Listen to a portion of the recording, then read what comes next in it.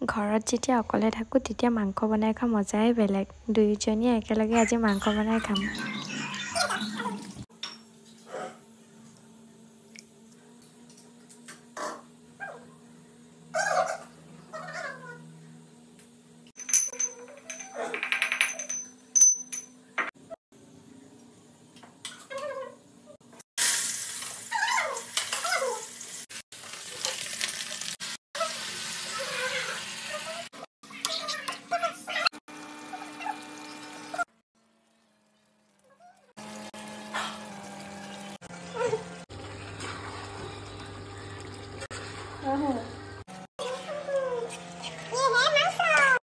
মাংস সিজাৰ পিছত পিঁয়াজ দিলে খাই মই খুব ভাল পাওঁ।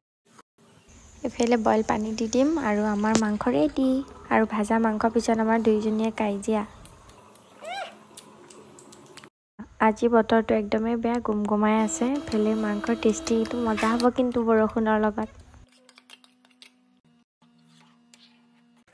এফালে যিমানে বৰষুণ দিছে সিমানেই মই ভোট জলকীয়া কাটি দিছোঁ। আৰু ঘৰত মই মানুহ নাথাকিলে কিমান কাম কৰোঁ দেখিছে নহয়।